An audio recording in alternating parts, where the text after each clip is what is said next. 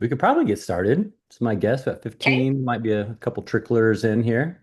Yeah, fine with me. Do you want me to Excellent. just take it away, or do you have anything you want to say to start, Ben? Well, I will say everyone meet Erin Green. She's been with Tribe Consulting on nutrition side of things since we started, and she'll share about her history. But I think setting out to create a program that's very holistic, we wanted a nutrition expert to be in it from the beginning. So Erin is from Boise, or lives in Boise, so we met through coaching with NICA, and she jumped in right at the early stages and is sharing her expertise with us again this season.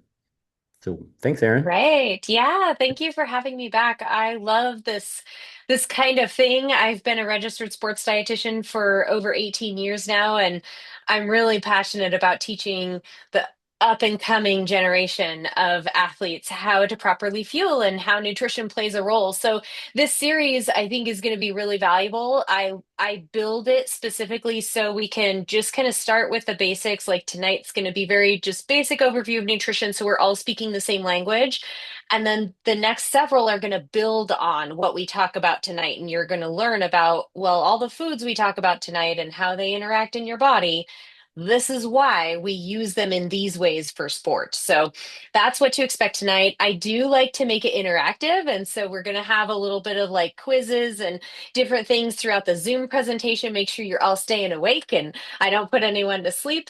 And by all means, if you have a question, pop it in the chat. I'm perfectly comfortable sharing my email address with all of you so you can, reach out for questions if you have them. Yeah, so we are going to get started first with a little get to know Erin, some fun questions. So let me launch question one. You should be seeing it on your screen. So I was a professional athlete for 7 years in what sport? Some of you know me, and so you know this, but I'm really curious what we might be guessing here.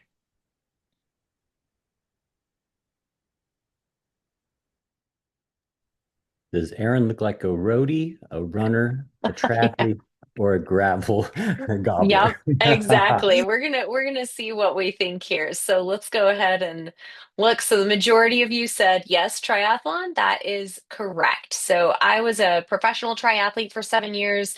I've raced all over the world. I've done tons of domestic racing, and a lot of the stories and the suggestions I'm going to share with you as with regard to nutrition is because I've lived through it. I've had to eat on the fly. I've had to carry so much food with me. I have to take a second, cooler bag with me to work, that kind of stuff. I know how to creatively come up with different fueling sources when you're traveling. So all of that stuff is built from my experience as a professional triathlete.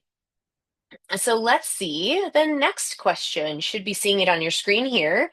Longest distance I've ridden my bike in one day.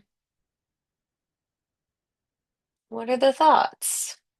Just for reference, an Ironman has the bike leg of an Ironman is 112 miles. So, in case any of you didn't know. So, let's see.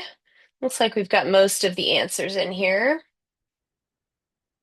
So, those of you that guessed 206 miles, you would be correct. I did Unbound, um, whoops, the Unbound race. It used to be called Dirty Kansas. It's in Kansas, but they have a 200-mile leg. And I like to point out that it was 206 because the final 6 miles, I'm telling you, you really feel it. So, okay, let's see. Final get to know Erin question. What was the primary food I used to fuel the bike leg of the first 70.3 I did? A 70.3 is a half Ironman. It's a 56-mile bike leg. Let's see what we think. What did I use? All right, we're going to share these results here. Those of you who said boiled salted potatoes, you would be correct. My little technique for this is to peel the potatoes, chop them up, boil them in water until they're just tender. I think I'd boil them for like 10 minutes or so. And then I'd sprinkle them with salt and I'd put them in a little bag that was like strapped to my top tube. And I'm telling you, when you get enough sweet foods to fuel a bike ride, those salty, something that tastes like real food is actually quite welcome. So, okay, that's all I have for the fun get to know Erin questions. So, let's dive into some nutrition stuff. I know that we're all here because we know that nutrition plays a role in keeping your body healthy and making sure you perform well. But I also want to point out some other things that nutrition does for us so that you can get to know like the main reasons why we eat. It's not just to fuel your performance on the bike and it's not just to keep your body healthy. It can be the difference between a good or bad day. It can affect your mood. It can affect the way you think in the day, perform in school. It can affect the way you interact with people. So there's lots of reasons why nutrition actually plays a role in how we interact throughout our day. And I'll get through some of those when we talk about nutrition in the later slides. But I just want to point out that if you are having, pay attention to how you're eating throughout a day, you probably could tie it into like, oh yeah, I felt pretty good today. I had a good day, or no, I didn't. Um, Definitely, appearance. I know that's important for teens. And so I always like to point out like healthy skin, hair, eyes, that kind of thing. Nutrition plays a role. Of course, we want to prevent injury and sickness. The illness part is a big thing I see with teenagers. Of course, you're going to get sick. You're at school and you're exposed to germs. But if you take care of your nutrition day in and day out, you're less likely to get as sick. It's probably not going to last as long. And you're actually less likely to get sick in the first place. So pay attention to that too. What about your ability to think? So, I could tie this to a lot of things we do in life, school, different problem solvings that you might have throughout the day. But this also applies to sports nutrition. And we're going to talk about this when we talk about fueling on the bike, because your ability to, make decisions in a race scenario, or your ability to think through maybe tricky skills on the bike or obstacles on the trail, that all has to do with the way your mind is perceiving the environment and your ability to make those decisions. Of course, mood. So anybody in here ever been hangry? I probably see everybody's hands go up. We all have experienced that where the mood just takes a nosedive if you're not fueled properly. So food can help perk you up. And of course, this is my most important factor for nutrition is that it helps keep you healthy and active for more years of your life. Cycling is one of the few sports that you will probably hopefully do for the rest of your life. You can do it, of course, we see lots of parents that are doing this with their kids. We see grandparents that are doing this with their kids. I want that for you. So, you young athletes that are enjoying cycling and really getting into it, I want you to take care of your body so that you can continue doing this for many more years. So, in the chat, I want to see if we can name the 6 nutrients all foods are made of. Go ahead and pop into the chat if you can list all 6. We'll see. And if you can only list 1 or 2, that's totally fine too. But I'm going to just check out the chat here and see what we have. There's 6 nutrients that are found in all the different foods we're going to talk about tonight.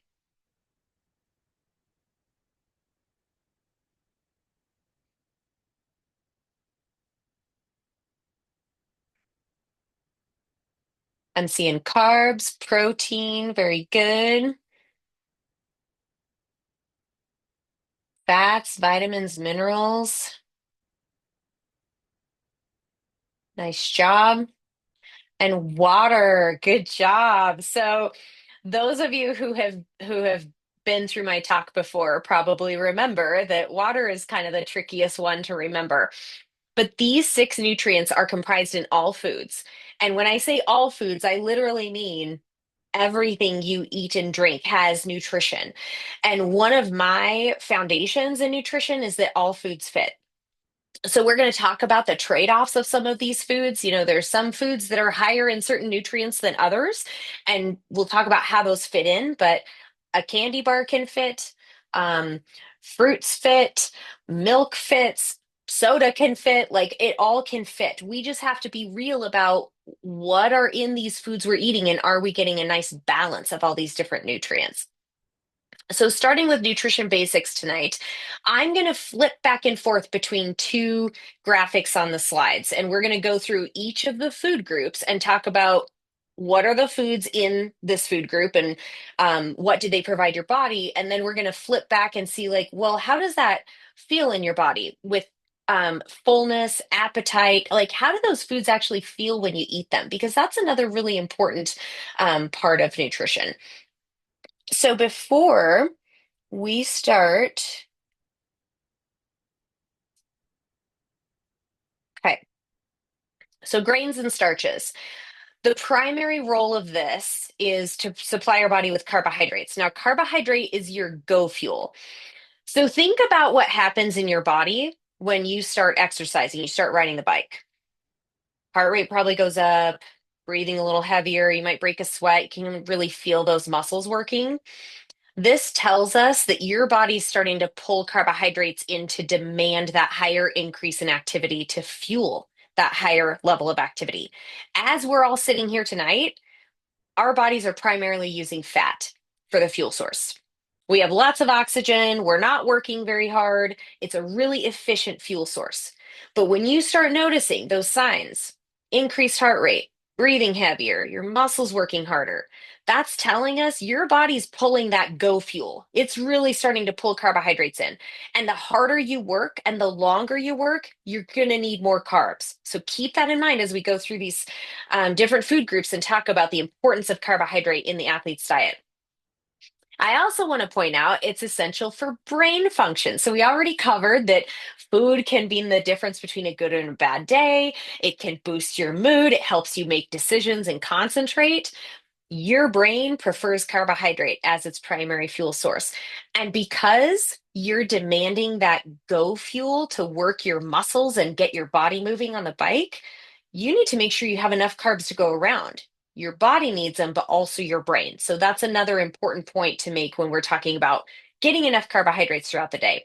Of course, grain foods also have other nutrients. So we get fiber from whole grains and beans. We get vitamins and minerals, B vitamins. We get some different iron, zinc from grains. So it's important to know that each of these food groups will kind of overlap in the types of nutrients they provide, but each of them plays kind of a primary role. And for grains and starches, that's where you're going to get your carbohydrate.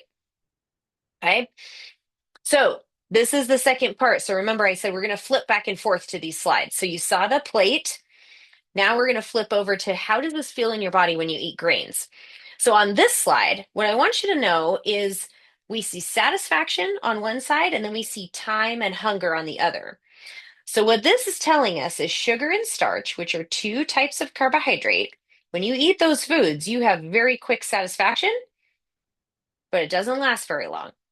So if you were only to eat sugar or starch, you'd probably get hungry pretty quick after just eating those nutrients. So if we look back at the plate, which will come up here in the next slide again, notice that there's all kinds of foods that make up a good balanced athlete meal. Okay. But sugar and starch very quickly digested by your body. It's very quickly satisfying for your brain and your body, but it doesn't last very long. Okay. So back to the plate here. And I just want to point out that this plate is divided for moderate training, meaning probably your daily training where you have like, hour and a half, 2 hour ride. It will change depending on if you have a bigger ride or a shorter ride or a recovery day. And we'll get to that at the end of, well, after we go through all the food groups. Okay. So now moving on to protein, I do have a quick little poll for you. Before I reveal what protein does for the body, take a look at your screen and see if you can choose, and you can choose more than one here. It's not just one answer. Protein is responsible for doing what in the body? We have strengthening the immune system, building muscles, carrying signals to different cells in the body, rebuilding bones, strengthening tendons. What do you think?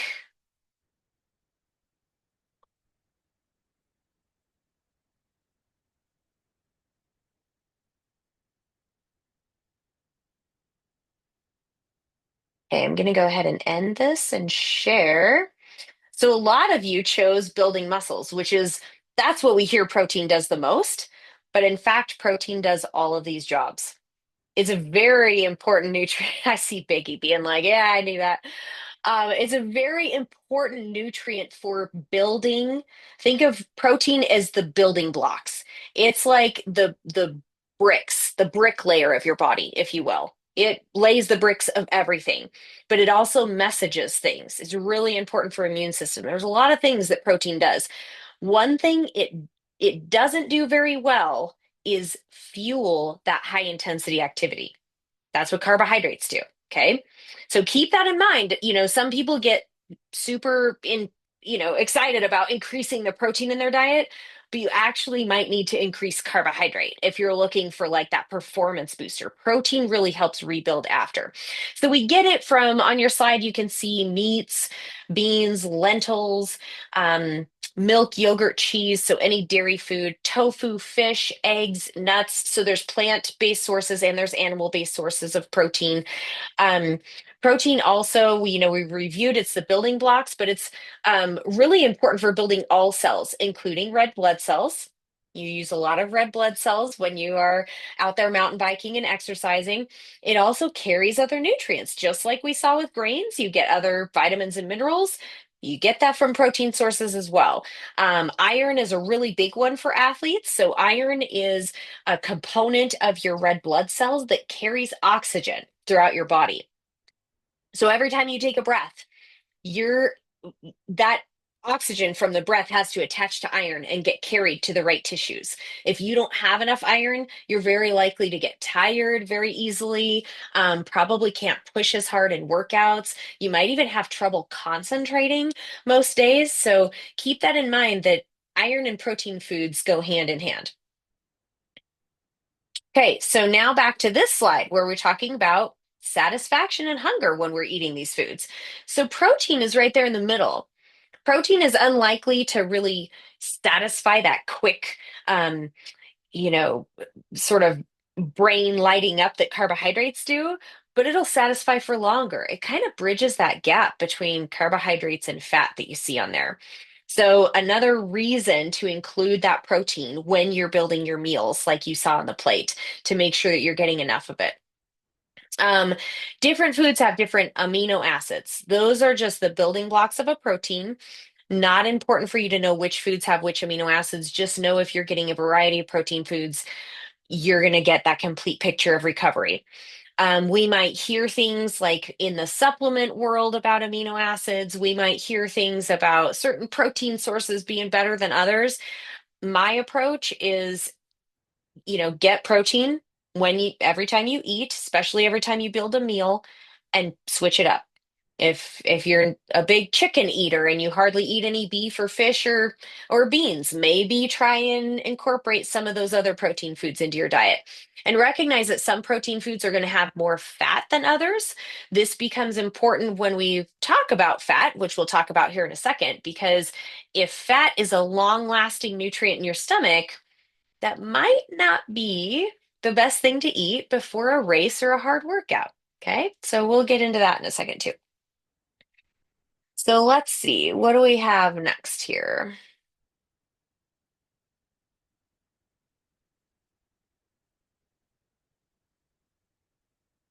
Okay, so fruits and vegetables. Let's see, next poll for you. What kind of fruit or vegetable is the best for athletes? I'm including this question. This is a new question this year for those of you who have seen this before, because I get asked this actually quite frequently, and I just want to set the record straight tonight.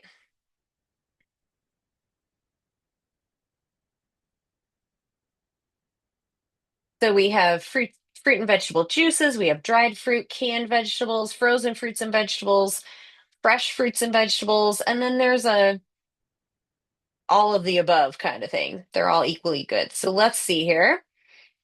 Many of you think that fresh and dried fruit are the best ones. Several of you chose they're all equally good, and that is the correct answer. So I just want to point out that different forms of fruits and vegetables can fit depending on your needs, depending on, obviously carrying dried fruit on the bike is a heck of a lot easier than maybe carrying like fruit juice or canned fruit, right? But fruit juice could be really easy for like a pre-ride breakfast option instead of including a high fiber fresh fruit source. Canned vegetables can be really convenient to just heat and eat if you have to build your own meal instead of skipping the vegetables altogether. So there's benefits to all of these different sources, and that's the message I wanted to share tonight with fruits and vegetables. You can see on the plate that more vegetables than fruit is what's emphasized here. So when you're building your meals, I want you to think about, how do I add color to this? How do I make sure I'm getting those fruits and vegetables in there? You need to balance it with the other nutrients for sure, but I see a lot of people eating more fruit than vegetables, and then those poor vegetables get neglected. We need to have enough of those in the diet. The best thing I can tell you about fruit and vegetables is that they provide durability. So this is like the oil in the engine. You need gas in the engine of a car to make the car go, but you need oil in the engine to keep it from breaking down. And that's exactly what fruits and vegetables do for the body. Okay. Um, just lots of vitamins, minerals, fiber, water, phytonutrients. They're so nutrient rich per bite that they really have a lot of value in maintaining that durability for athletes. So now let's look back at this graph. Like, well, how do vegetables interact in the body? How do they feel from an appetite standpoint? A lot of vegetables provide sugar and starch. So, fruit and vegetables will provide sugar and starch. So, fruit, primarily sugar. We get starch from things like peas and corn and potatoes and, some of these starchy vegetables. Again, switch it up. Get starchy vegetables, get sugary fruits and vegetables, get fibrous fruits and vegetables. But keep in mind that this fiber is going to take longer to digest. This again becomes important when you're thinking about, what do I have coming up next? How long do I have for this meal to digest? If we look at this graph and we imagine, like, oh, most people need to eat every 3 to 4 hours. If you built a plate with all of these nutrients on it, it would last 3 to 4 hours. But sometimes as an athlete, you don't always want that. You might want something that digests very quickly and only lasts a little bit before it leaves your system. Sometimes you'll want something that lasts a lot longer. So keep that in mind when you're choosing fruits and vegetables. That fiber becomes a consideration. This is another reason why I encourage all forms of fruits and vegetables. So canned fruits and vegetables will be easier to digest than fresh fruits and vegetables. Fruit and vegetable juices will be easier to digest than fresh fruit and vegetables. So that's why there isn't one that's better than another. Okay. So moving on here, we have fat, and I do have a quick fat question. So select the foods that provide primarily fat as their nutrient profile. We have salsa, avocado, bacon, a bagel, ranch dressing, olive oil, gummy bears. What do we think?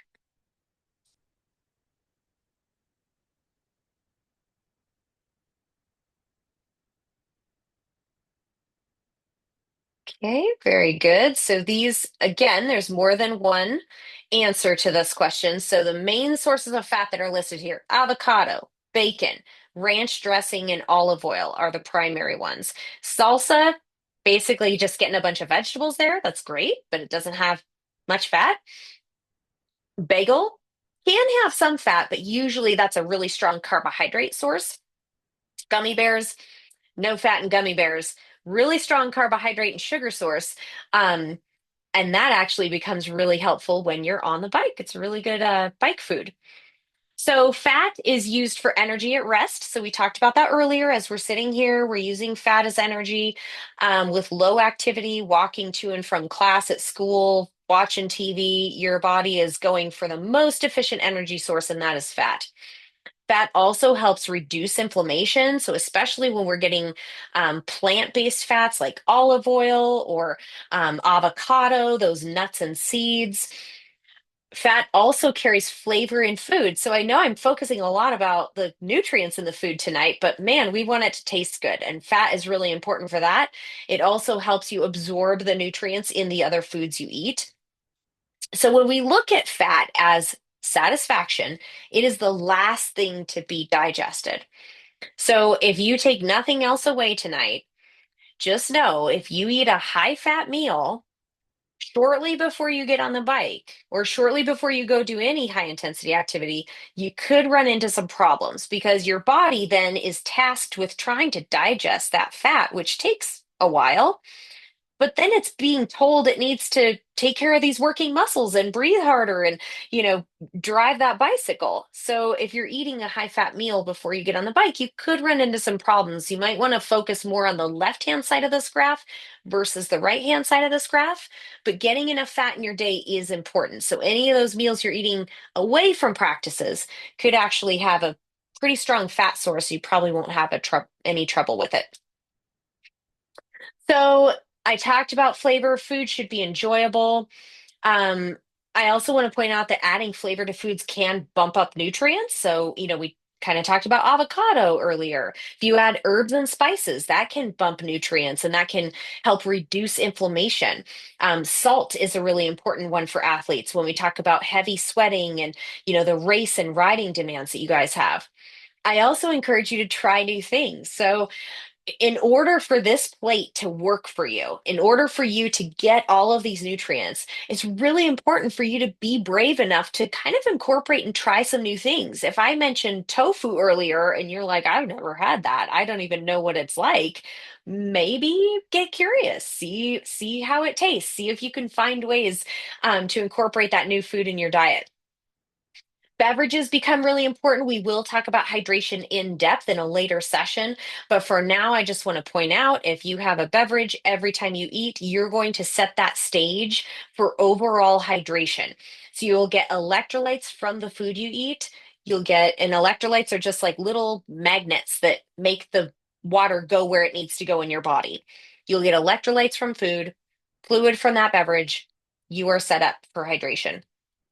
Um, Fluids required for literally every process in the body. I can tell you I went through chemistry and learning physiology. Everything involves water. Like everything.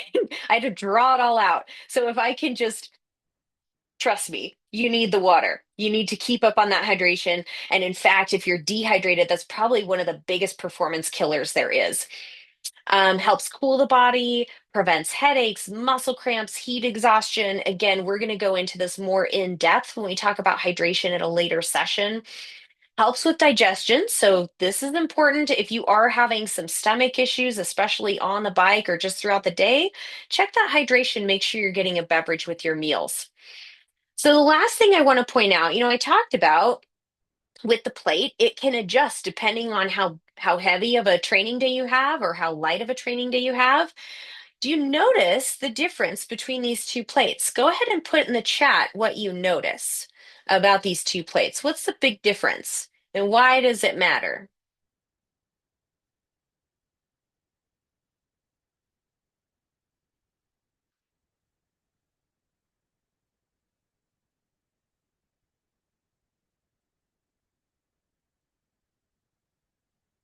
More carbs on the hard days, exactly.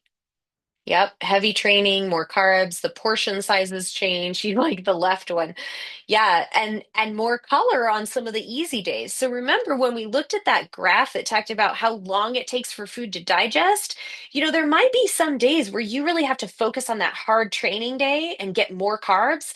But look, your color kind of suffers on those days. You can't handle as much fiber. Maybe you don't have access to those foods. So maybe on your easy days, you shift that plate a little bit. So you're still leaving plenty of room for carbohydrates and, your protein, but you're really emphasizing some of that color. So just know that your plate can adjust depending on your body's needs. Last couple slides here. If I can boil it all down to a simple message, it's choose at least three food groups for every meal. That's three times a day, and choose at least two food groups for every snack. That's 2 to 4 times a day, depending on your demands. Training snacks are going to be different. We'll talk about those in another session, but make sure you're getting that plate with the color, fruits and vegetables, carbohydrate, fat, protein, balance it out. Plan ahead. Think about how you build your meals and snacks. Think about maybe meals and snacks that don't include those three food groups. I'm talking about breakfast is usually what I see in a lot of young athletes. It's like grab something on my way out the door, grab a banana. Well, that's not quite enough. So we need to, pay attention to building out those meals. Okay, let's just do one last quiz here. True or false? You need to count calories in order to know how much to eat. What do we think?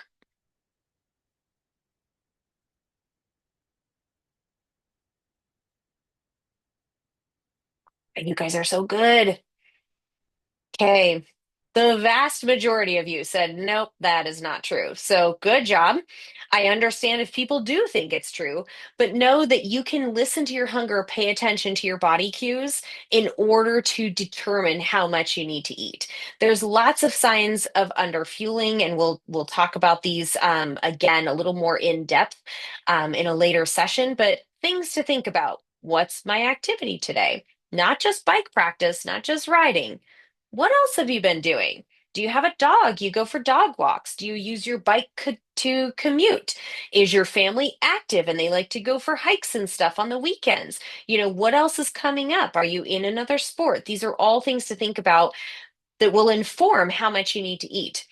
Remember that you're fueling for tomorrow too. So some people think like, oh, it's a rest day. I don't need to eat very much. Well, sometimes rest days come before a really big training block. And so you need to think ahead about how much you need. Have you been feeling? We talked about being tired, being hungry, those kinds of signs. Is your schedule busy? So, a lot of you busy student athletes, you're going from one thing to the next, and you may not have access to a full meal or appropriate snacks. So, you have to think about like, how packed is my schedule? Could that be leading me to skip some of those meals and snacks or under fuel? Do you notice yourself eating out of boredom, worry, loneliness, stress? There's a lot of reasons why we eat, not just hunger and not just fueling for activity. So get to know your own eating habits and what causes food to show up for you in certain ways throughout the day. Last thing I have for you tonight is to put this in action.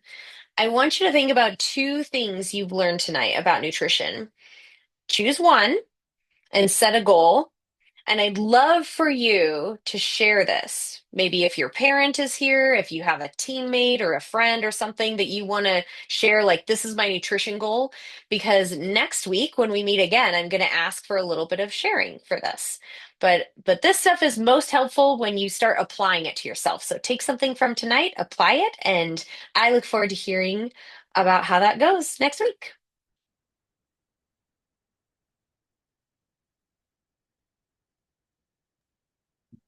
Thanks, Erin. You're welcome. Yeah, if Much there are any appreciated. questions, yep, you can either pop them in the chat now, or I can give my email address for people to reach out later. But we'll follow up next week. We're going to get into more specifics on fueling for activity, so a little more sports specific nutrition next week. Excellent. Same time, same place next Monday. Yep, I'll be here. And these So are being recorded, right? So families they and are. athletes. Okay, Yep, fantastic. yep. I'll make sure that you get the recording so you can post it for people that have missed. Yep.